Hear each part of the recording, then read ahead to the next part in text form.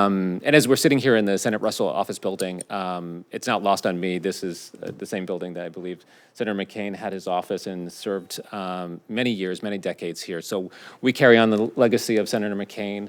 We work with other senators, sitting senators, past senators who believe in the same ideals as Senator McCain did. You know, public service, and I think we have two members of the Senate who epitomize public service. I'm going to, before we get to the topic, I think it's really important to highlight Senator Boozman's and Senator Hassan's commitment to public service. I think they really epitomize what we all want to strive to when it comes to public service. So just a little background on Senator Boozman. He was first elected to the Senate in 2011. He serves as Arkansas's senior U.S. Senator as the Dean of the state's Congressional delegation. Prior to serving in the Senate, he represented the people of the 3rd District of Arkansas in the U.S. House of Representatives for 5 terms. And prior to Congress, he served 2 terms on the Rogers School Board, which is one of the largest districts in the state. He established a low vision program in the Arkansas School of the Blind in Little Rock and worked as a volunteer optometrist at the area clinic that provides medical services to low-income families. And Senator Hassan first came to the Senate in 2016. She was elected to represent the state of New Hampshire in 2016, and she's the second woman in American history to be elected both governor and U.S. senator, along with her fellow Senator Jeanne Shaheen. In 1999, then Governor Shaheen asked her to serve on the advisory committee to the Adequacy in Education and Finance Commission. Senator Hassan was first elected to the New Hampshire Senate in 2004, serving the people of the 23rd District, which included 10 seacoast towns. In 2013, she was sworn in as the 81st governor of the state of New Hampshire. So today we're here to commemorate the 80th anniversary of D-Day. Senator Boozman chaired the CODEL just a couple of weeks ago, and I know Senator Hassan was on that congressional delegation as well. And it's an important time in our history. Sorry, I lost my talking points. But I just want to highlight the fact that 80 years ago this month, the sacrifices that were made by our fathers, our grandfathers, our great-grandfathers and grandmothers and whatnot, stormed the beaches of Normandy. This was commemorated with a massive celebration, and Senator Boozman and Senator Hassan were there. And I just want to, maybe start off just asking you some questions about your personal experiences. You were there, but both your fathers served in our armed forces. Senator Boozman, I just want to get you to give your reflections on being there just a couple weeks ago, but also your reflections on your father and his service to this country. Well, thank you so much for having us, and this is so important. Yeah, when I was elected to Congress, it wasn't too long. You'd be on the floor of I was in the House then, floor of the House in committee meetings, and you'd look around, and you see that nobody really was paying much attention to what everybody was saying. But you get in these venues and you talk about specific things, and people are interested in where, again, this dialogue. So thank you for making it possible. My dad was a waist gunner on B-17s during the war and joined the service when he was 17, said he was 19. He was a junior in high school, and he joined the National Guard.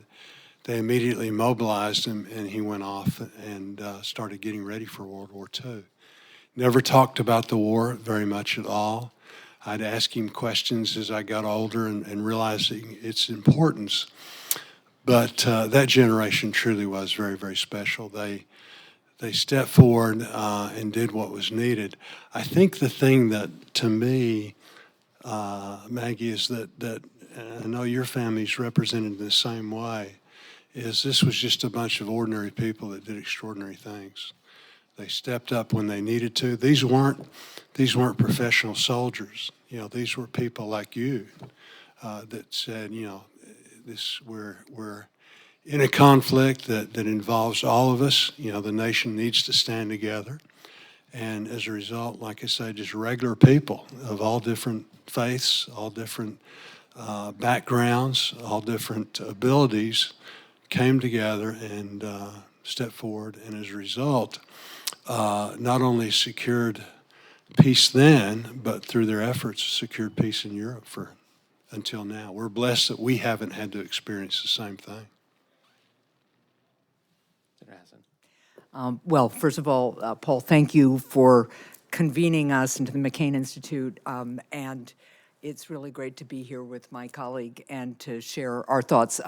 Dad had finished a year of college when he enlisted in World War II after Pearl Harbor, and you know, when we went to Normandy just a couple of weeks ago, one of the things that struck me is how much the veterans who were there from that day reminded me of my dad.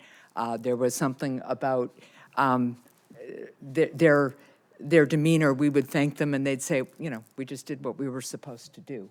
And Dad became a sergeant in the infantry, and he would always talk to us about the fact that in his platoon, people had a lot of political differences, and he always tried to stress to me and my siblings, you're supposed to have differences. You're Americans. You're free to have differences. That's what we fight for. But when we fight, we also know we have this foundational belief in freedom. And that's what always translated on the battlefield, is no matter how different your background was, how different your politics were, we had each other's backs. And Dad would occasionally at the breakfast table, and most of this audience is pretty young, so you may not remember, but we used to read paper newspapers. And at the breakfast table, my dad would always have it in front of his face, and if he wanted to start conversation, it would lower, and you would see his face over the newspaper, and every now and then it would lower, and he would just look at us and say, so what are you guys gonna do for freedom today? Which sounds, I mean, you kind of gulped, I was like 10. But the point he was making was that his generation had fought to keep us free, to liberate Europe from Hitler, to liberate the Pacific, in the Pacific theater, and then it come together to rebuild so that people would understand the blessings of freedom, the way it translates into prosperity and individual dignity and progress. And so he just wanted us to remember that while we didn't have to go storm the beaches because of what his generation had done, that this was a fragile thing that depended on us all being rooted in this fundamental thing, which was freedom. And last reflection I'll have, so when the veterans came, the American Cemetery, we had the big ceremony, many of you probably saw it on TV, big platform, big stage. The veterans all were wheeled on a ramp, or some of them walked, that covered the exact ground that they had been told to storm and take on that fateful day against enormous odds. Had to land at low tide, so they had to run across the equivalent of 3 football fields. Scale walls, they had to improvise because their orders were not working. The first wave of Americans, we lost 92%. We had a 92% casualty rate in that first wave. They were coming across on this beautifully decorated ramp just a couple of weeks ago, some of them walking. They're mostly in wheelchairs. When the president of France turns to give them the Legion of Honor medal, every single one of them insisted on standing. And all I could think of is they are standing for freedom even today at age 102 or 98, because they know that it's worth standing for. And one thing, Maggie, that I think that you kind of have to remember is that when you were 10 and your dad was saying that, the war hadn't been over that long. Right. You know. Yeah. So this was still, when we were growing up, this was still very, very fresh on people's minds and really did affect their behavior. And so, you know, you know, your parents, their views and attitudes certainly affect your behavior, you know, as young people, you know, growing up in that experience. And the other, to build on that, John, my mother was 8 years younger than my dad, so she didn't serve in any capacity, although her mother was the head of the local Red Cross and did. But they had 2 British children who lived with them for 4 years. They came over as the Blitz unfolded in London, and they thought they were going to be there for maybe a summer, and they ended up being there for 4 years. And then a lot of our parents knew survivors of the Holocaust. And so we were raised on stories about people who had literally hidden in attics, just like Anne Frank. This was very real, and it was throughout the fabric of America. So just building off of that, I mean, you've talked a lot about you as children listening to your fathers and reflecting on this period, but we are in a room filled with people who are in their 20s, maybe 30s, but I'm going to say the majority. I think that you all have brought the age median down to about 25. So, Senator Boozman, you co-authored a resolution on the 80th anniversary of D-Day. Obviously, you worked with your partners in Congress and in the Senate, but you have an audience here of young people. Why is that important? Why is this day? Why does June 6th still resonate to us all today? Yeah, well, I think it's so important, and as we're talking about, when Maggie and I were growing up, on 4th of July, when you ask everybody in church to stand up who'd served, the entire church served. Yeah. It stood up because you still had World War I folks around. You had World War II. You had Korea. The Cold War was going on. The draft was still going on. Vietnam was raging. Yeah. So everyone was in uniform. Now, I'm almost shocked, when we ask people that have served now. My generation hasn't, but my uncles did, both my grandparents did, everybody did. And now, many of you are in this situation where you don't know anybody that served. Your parents didn't, your grandparents didn't. So because of that, I think, doing all that we can do to really help people understand what the military's done, what they do, the sacrifice that they have made and continue to make is really important. And it's a little bit harder, like I say, because you don't have the family ties. You don't have the community ties to the military. Only such a small percentage now is serving. So I'm a co-chair of the Air Force Caucus. We work really hard to get staff, people like yourselves, out to the bases so that they can interface with young men and women that are serving, help them understand what the military is all about. So we've got that aspect of it, and then again, the sacrifice that's come before us. Any way that we can do that through these kind of things or any other thing we can do, I think is really very, very important. So, Senator Hassan, this was a bipartisan trip.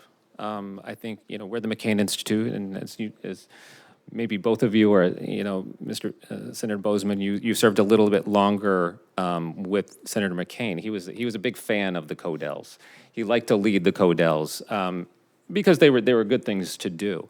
But Senator Hassan, with this one in particular, with your colleagues, did anything change, as far as, your relationships with other members, and what came out of that from this particular trip that you can reflect on with your other colleagues? So the bipartisan CODELs generally, I think, are really important, but it's always really important to try whenever we can to do them on a bipartisan basis. And first of all, I will just say, regardless of the CODEL, regardless of where I've been on a CODEL, and in the last year I've been to Normandy, I've been to Ukraine, I've been to China, and last spring to Latin America, but America is still an indispensable nation. We have still done things that are the envy of the rest of the world, and that starts with being able to have vibrant, diverse communities where meetings like this are allowed, where we're all able to gather and express our opinions freely, and where we have used this freedom to build a level of vitality and prosperity and leadership that is the envy of the rest of the world. And so when we go on these CODELs, the first thing I notice is how important it is that we're there to the other countries. And I'm sure you've noticed that too. This CODEL a couple things that happened that are so important is, first of all, we all had the experience of being at the American Cemetery together at that ceremony and watching it. And that, of course, means that we start talking to each other about what we've just seen. Some of us went later to the international ceremony, which was on Omaha Beach itself, where other international leaders, including President Zelensky, were.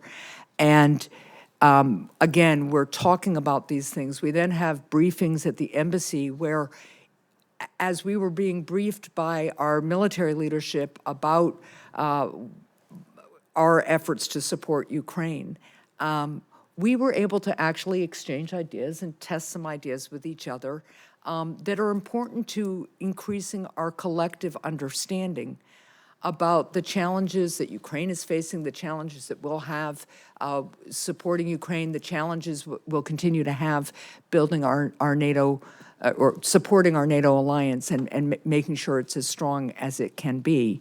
And then I thought our meeting with President Zelensky was really extraordinary. One thing is it happened in a building called Hotel Talleyrand, which was owned once upon a time by the French statesman Talleyrand. It's now owned by the United States.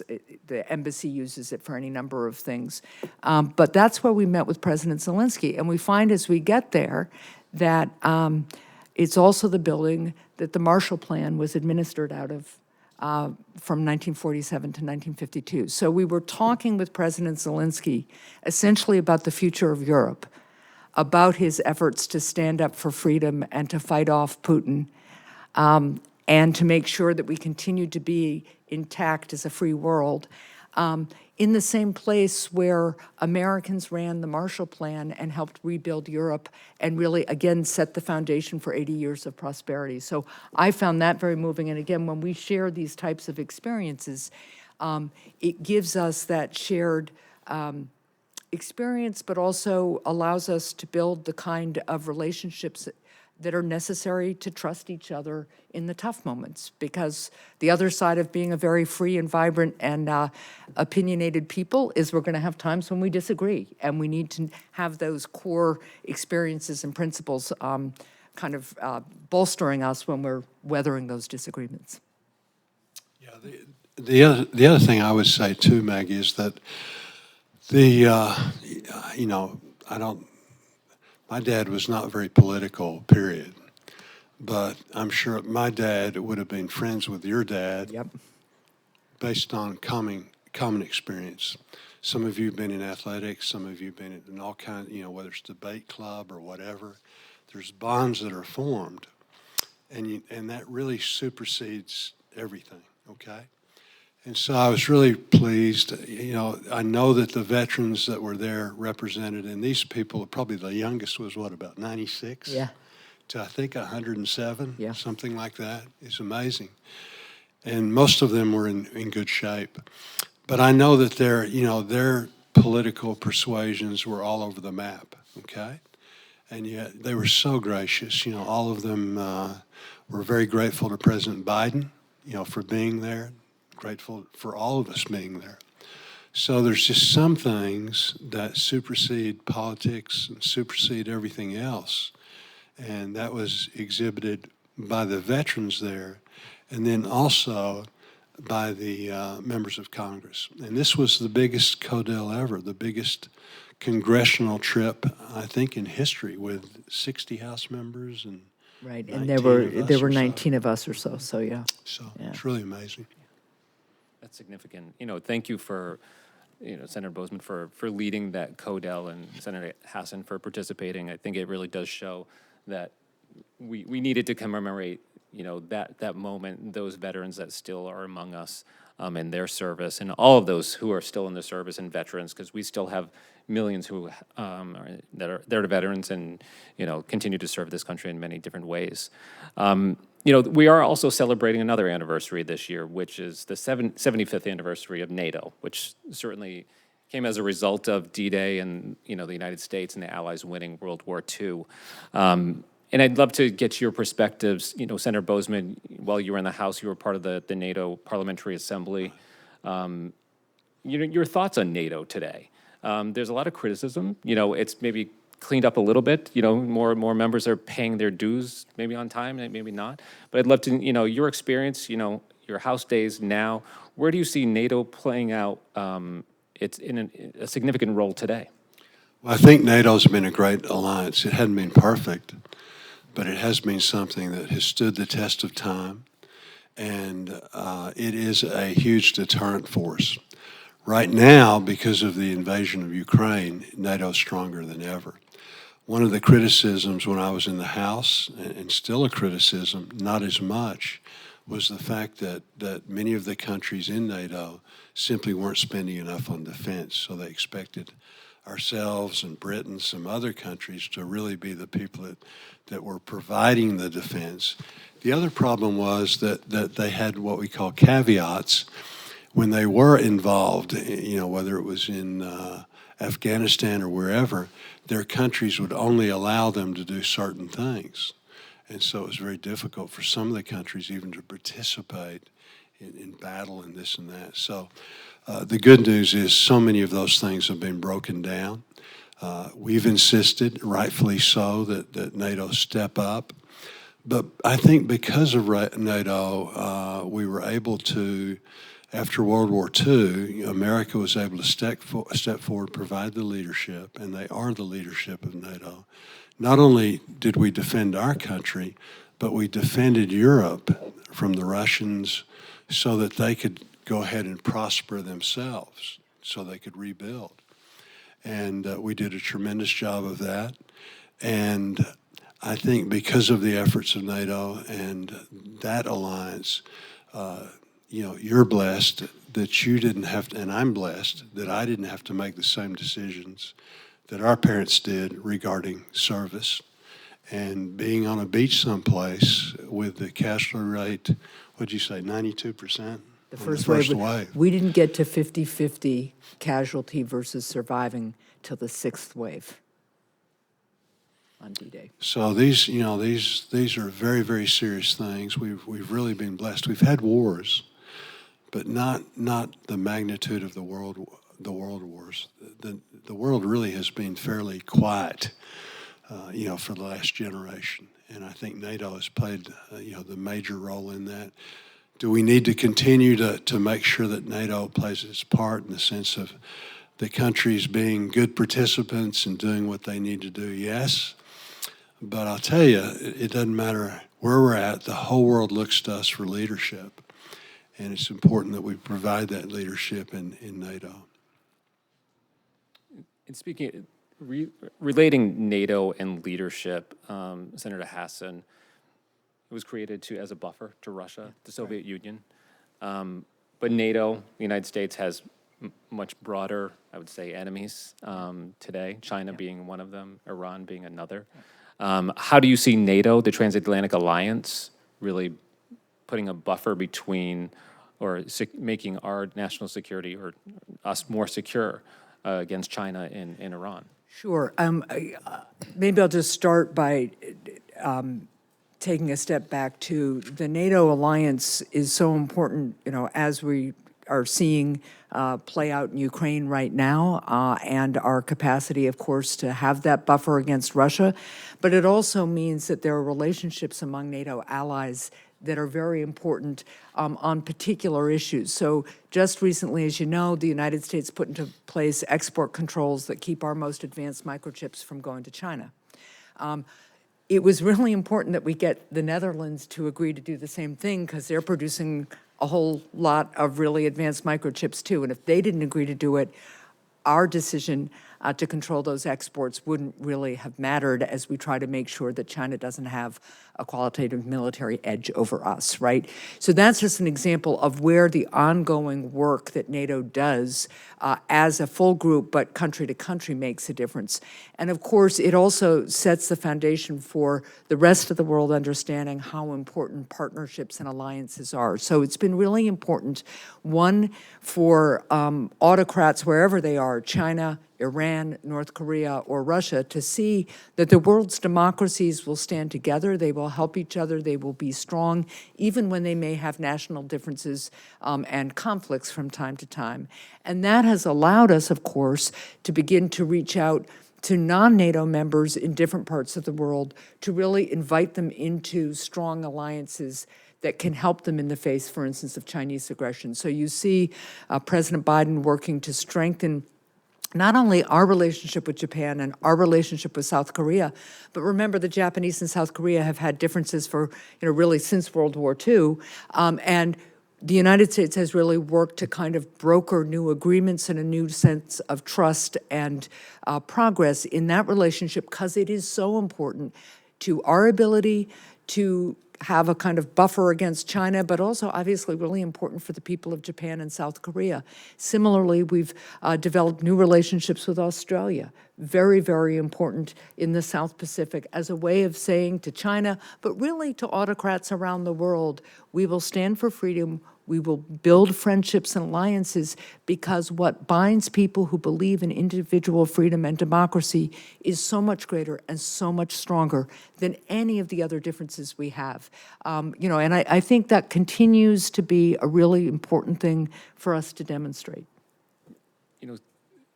NATO's gotten bigger over the past, literally the past 2 years. 2 new members, Finland and Sweden, as a direct result of Russia's invasion of Ukraine.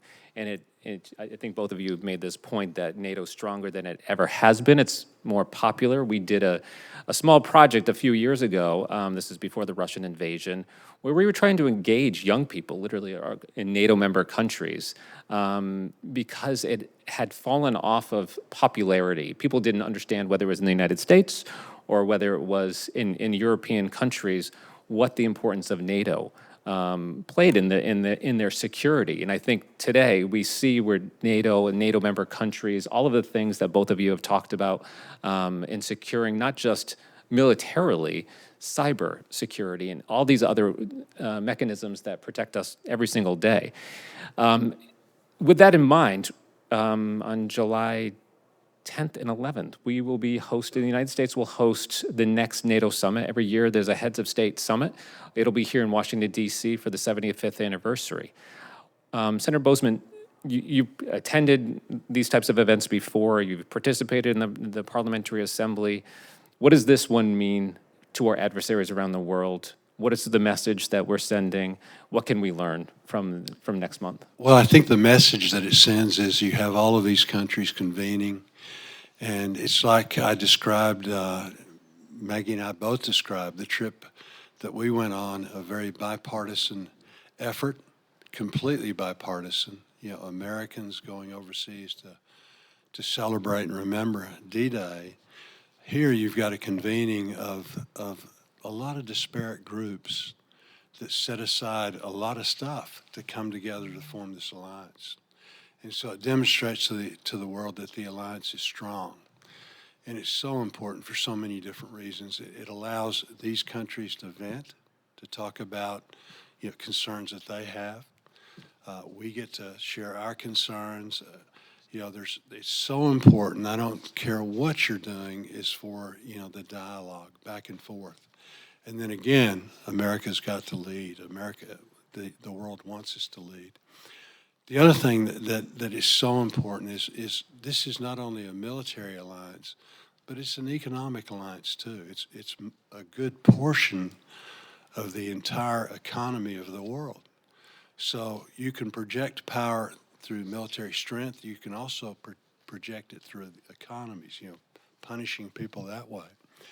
And then two, having that alliance that is aligned with other countries, the fact that we are aligned with Japan and most of these countries are aligned too. What that does is keep Japan from going nuclear to protect themselves from the Chinese. If Japan goes nuclear, South Korea goes nuclear. Iran is a huge problem, putting political and economic pressure on them. If they go nuclear, Saudi Arabia is going nuclear. Turkey, the list goes on, and a nuclear proliferation in those areas is not going to make any of us any safer. So the stakes are very high, but like I say, just convening a show of force that we are united, and because of Putin's actions, NATO is more united than ever. It's amazing. Senator Hassan, did you want to comment on that? I would echo what John said and just say that in particular, I think it's an important message right now, not only to Putin, but to autocrats everywhere. And it's a really important reminder, too, when you talked about the economic alliance. Individual freedom, our systems of government, our beliefs in democracy, is really about bringing out the best in each other and allowing people to reach their full potential. And when that happens, your economy thrives, right? And you have these vibrant societies and economies. And I think recognizing and reinforcing just that value of, why these values matter in the everyday lives of Americans and people in democracies around the world, and really highlighting that contrast continues to be really important as we see, this people flirting with authoritarianism around the world. It's really important to stay very grounded in the fact that the reason democracy is so important is that when everybody has a seat at the table, when everybody is considered equal, that's how you get bipartisanship, that's how you get problem solving, that's how you get creative,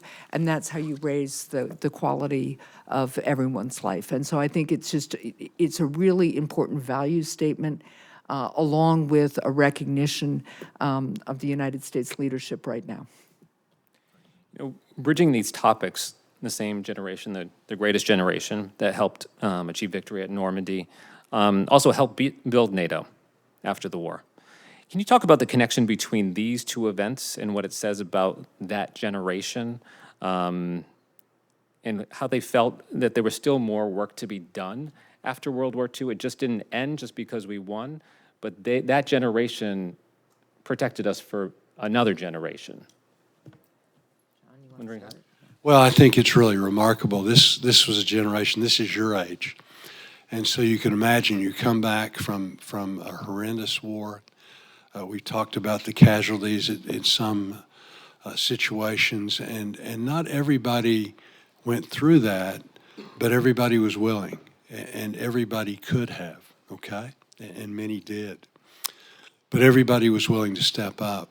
So not only did they do what it took to win the war, but then they secured the peace in Europe, and most importantly, came back and built our country. We instituted the GI Bill. We educated these folks, allowed them to make a living wage, be productive, and they jumped forward and literally rebuilt our country. You have to remember, prior to the war, we were in a depression. So these folks grew up during the Depression years. My dad started working when he was 9. So that was difficult enough. And then you hit World War II, you go through all of that, come back, and like I say, start families, and did a tremendous job rebuilding our country, and all the while never talking about what they did. I think that's probably the most remarkable thing. They were so understated. Many of the people that I knew, in fact, right now I'm discovering, I'm active in the, we have a group that recognizes kind of the Military Hall of Fame in Arkansas. And I go and present the awards to these folks. But most of the time, I didn't even know they were in the service. And again, these are people that literally did all the things that we're talking about. Ordinary people doing extraordinary things. So they were a remarkable generation. It's somebody that certainly we can learn a lot from. And you're that generation now. So we're expecting you to step forward and do great things. I was on an aircraft carrier not too long ago. The average age was 19 and a half of that. And they said this generation is as good as any they've ever had.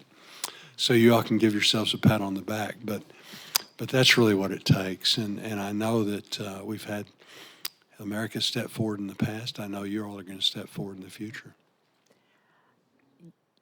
There are so many similarities when you talk about your dad and mine, and yeah, they would have been friends.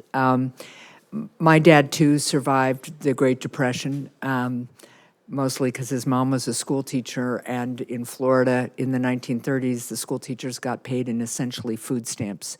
And that's how they survived, although they had to move out of their house and find a smaller one. My grandfather was it was a traveling shoe salesman, and in the Deep South during the Depression, people just didn't buy shoes, right, because they didn't need them outside. So they really, really struggled.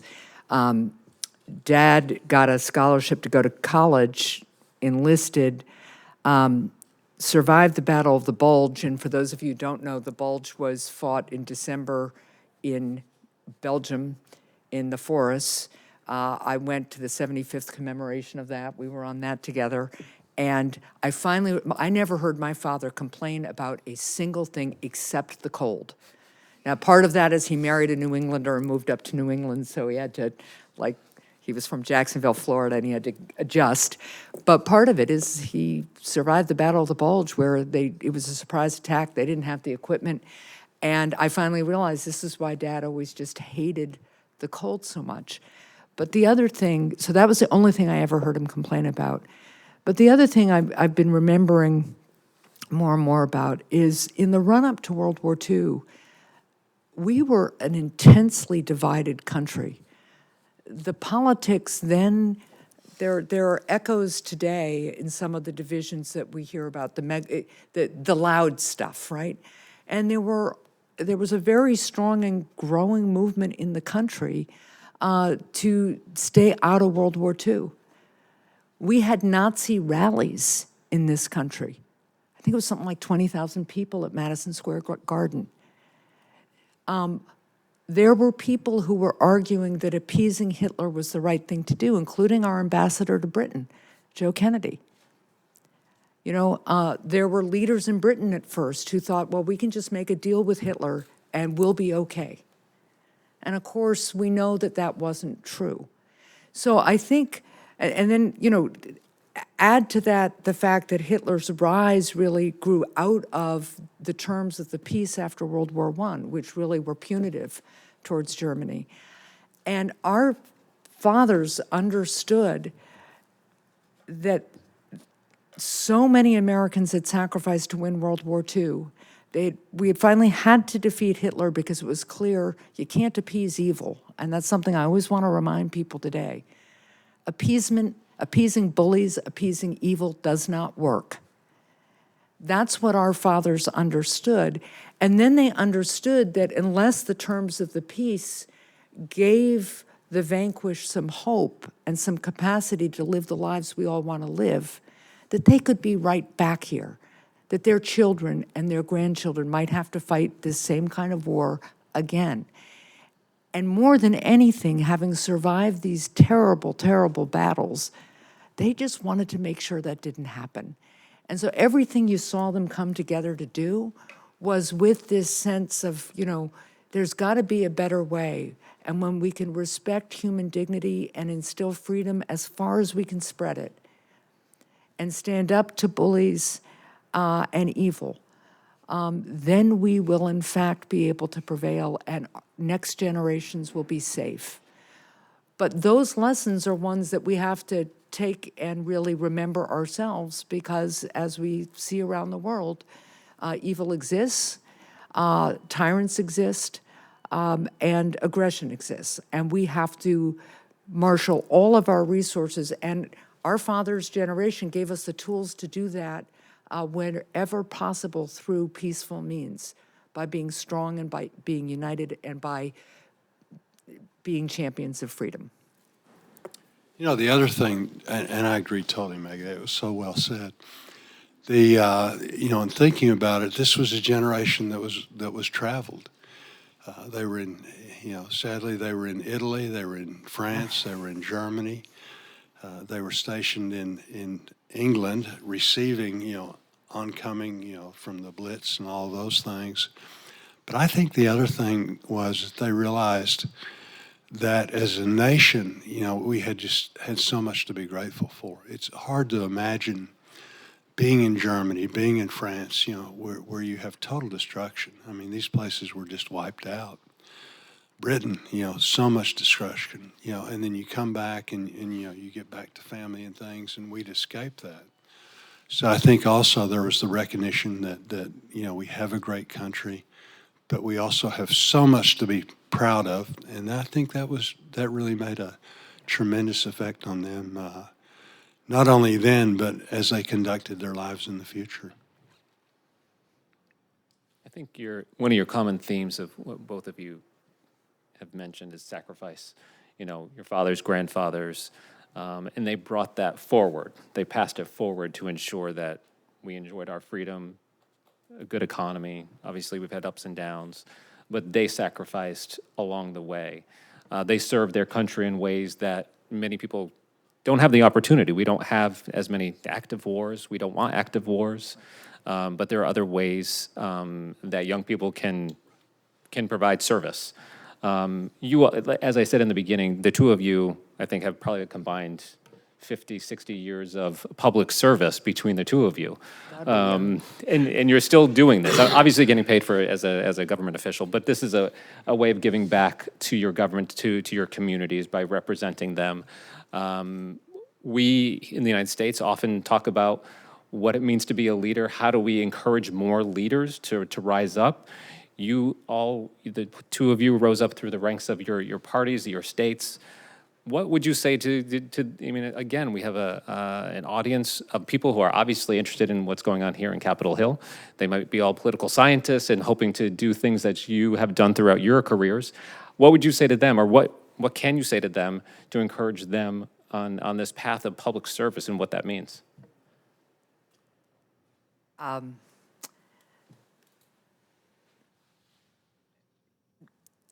Take the opportunity to try different things as much as you can, and that may be professionally, but it also may be in your community. One of the things we have in common is that when we were growing up, of course, there wasn't social media, there weren't smartphones. So if you wanted to talk to somebody, if you wanted to find out more about a friend in school, you did things together. You volunteered together. You know, I come from New England, where we still have town meetings, although less than we used to. But town meeting was a day when everybody got together on a Saturday and they hashed out the town's budget, town zoning rules, whatever it may be. Those of us in high school took care of the little kids while our parents voted. There was always a curmudgeon at every town hall, at town meeting, and they would get up and they'd say their piece, and eventually the moderator would say, "Okay, Norm, have a seat. You've had your 5 minutes." Were there any normas? Well, sorry? Any normas? Yes, there were normas too, Norm and normas. And when I moved to New Hampshire, as we moved our family to New Hampshire, the way I met people was at town meeting. You know, there would be people sitting on the bleachers knitting, kind of following the conversation. So one, get to know people in as many different contexts as you can. Find things to do outside of politics that help you build those bonds. Find your passions, follow those passions, and make sure that as you do that, this is more life advice than kind of public service advice, I guess. Make sure you're surrounded by people who support you in doing what you love. I got a call, you know, Paul said in my introduction, Governor Shaheen tapped me to sit on a school funding group. I had 2 children at the time. Our oldest has very severe disabilities, so she wanted that kind of perspective on this school funding group. But I never thought I was going to run for office. And then there was redistricting in New Hampshire, and the chair of our party called me. I had a part-time law practice. I had 2 kids, one of whom had very complicated medical stuff, so a lot to juggle. And she called and said, you know, there's an opening for a state Senate seat. We can't find somebody to run. In New Hampshire, we pay our state legislators $100 a year, and that's set in the Constitution, so it's a volunteer thing. And she said, we think you'd be good at it. And I said, oh, well, that's nice. Can't possibly. Kids, job, this, that. And then I called my husband and said, oh, isn't it nice, the state, and I said, but maybe I'll think about it. And she said, you have till tomorrow, that's the deadline. And so I called my husband and I said, so flattering, but, you know, I laid out all the reasons I couldn't. And Tom said, you know, you'd be really good at it and we'll make it work. make sure you have those people in your life. Because I never would have done this if I hadn't had a family that said this will be a lot, but it's worth it. And if public service or volunteer service is your passion, go at it. And by the way, if you decide it isn't your passion, or if you decide what's really important is being a good capitalist and making a lot of money, go do that, but don't look for making money in public service. Understand the difference and be proud of either path you take. No, again, I would agree totally. People ask me all the time. In fact, I've got several interns here. You probably got some too that would like to eventually take our places. And I think the key is just, as Maggie said, you have to be active in your community. I used to have an old coach at the University of Arkansas who was a great coach. He used to say there's two kinds of people. There's givers and takers, and you need to be a giver. And that translates to so many things. And I think there's more opportunities to be active now than really any time in history. I was visiting with some of the chaplains not too long ago, and they were talking about when you enter the military, they give you a battery of tests to make sure you know that you're responsible enough to, again, have great responsibility. And one of the things that they've noticed in the last several years is the decline in empathy, caring about each other. Okay, this is just something that we're seeing in society right now. So the key is again, be active in your community. There's all kinds of opportunities for you to do. And I think that's really where, doing that is a simple thing, but it's so very important. And I think it is the key, not only to success in politics, but to success in life, period. And one other thing I think I would add to agree with everything John said is compromise is critical to who we are as Americans, and it is as foundational to our system as anything else. The reason is that we're all free to disagree, and we're Americans and we have disagreements, and we should disagree because there are rarely problems that have just one solution. So finding ways to engage in compromise and get comfortable with it, and listen to people and expose yourself to people who disagree with you without getting mad at them, without picking a fight with them, without letting them pick a fight with you, that's really important too. And just to bring it full circle, I think those are great words to end on. As we're here to talk about or discuss the impact of D-Day 80 years ago and those sacrifices that our, again, grandparents, great-grandparents, fathers made the sacrifices. And I think you all are saying the same things. You still have to make sacrifices today. You just got to figure out what those sacrifices are. But thank you, Senator Hassan. Thank you, Senator Boozman, for your time. We really appreciate it. Thank you all for showing up today. We really appreciate it. Thank you.